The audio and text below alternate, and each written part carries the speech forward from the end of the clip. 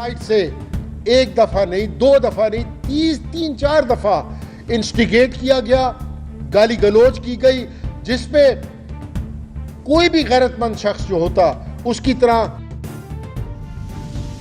हमारे एमपीए खालिद निसार डोगर साहब जो हैं, उन्होंने उस शख्स को इज्जतदार तरीके से मना किया, उसको हाथ के इशारे से मना किया।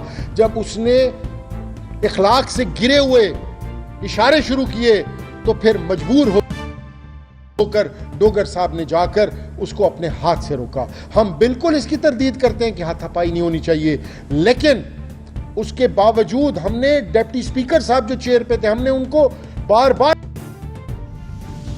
रिक्वेस्ट की कि आपके स्पीकर ने एक रूलिंग दी थी, वो रूलिंग ये थी कि किसी किस्म का भी कोई मिसकंडक्ट होगा, वो मिसकंडक्ट पहले एथिक्स कमेटी में जाएगा इजलास के बाद, पर उन्होंने हमारी किसी बात पे कान नहीं धरा।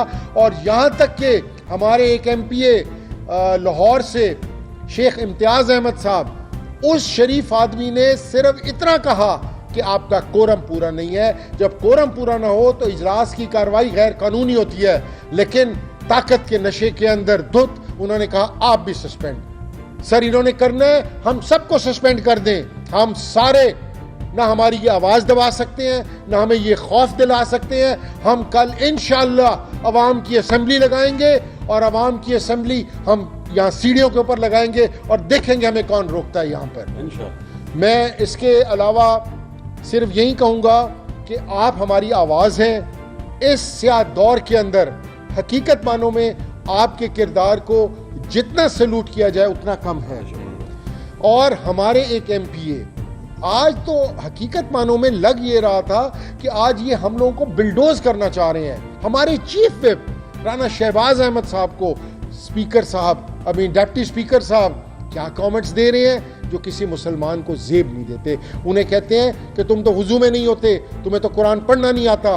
वो कुरान का सिपारा लेकर आया, उसने कहा जी मैं वुजू में भी हूं और मैं आपको कुरान का सिपारा पढ़ के दिखाता हूं। उसको भी इन्होंने बाहर कर दिया।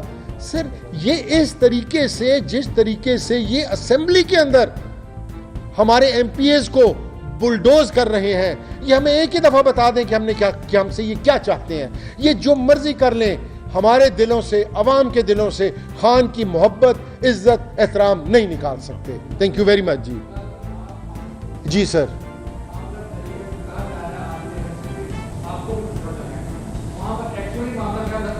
खालिद भाई आप खुद बताएं। आप आए ना सर। बिस्मिल्लाहिर्रहमानिर्रहीम।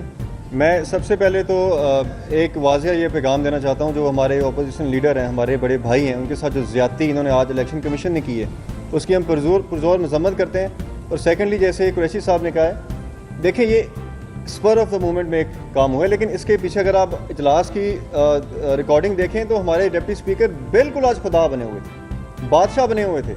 राना शहबाज साहब को सवारा लेके आए, कहते हैं आपको ये पढ़ना भी आता है, फिर कहते हैं आप वजू में हैं। हमने कहा सर आप कैसे कह सकते हैं हम वजू में हैं या नहीं है, यहाँ पे हम या कुरान लेके आ सकते हैं कि नहीं लेके आ सकते।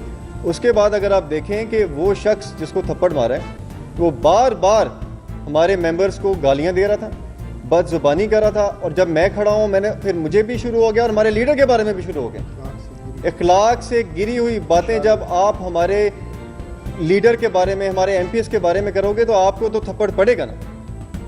तो इसलिए मैं कहता हूँ कि हमने ना कोई माजरत की है, ना ही हमने उनसे कोई माफ़ी मांगी है। अगर मुझे सस्पेंड किया है, हम सारे एमपीएस इस बात के लिए बिल्कुल तैयार है कि हमारे लीडर के बारे में अगर आप बात करोगे तो आपको बिल्कुल ऐसे ही थप्पड़ पड़ेगा। जी सर। इसी तरह हर तरह की latest updates, breaking news, political news के लिए वीडियो को लाइक करके चैनल को सब्सक्राइब करें और बेल के आइकॉन पर लाजमी क्लिक करें ताकि आप रहें हर खबर से बाखबर।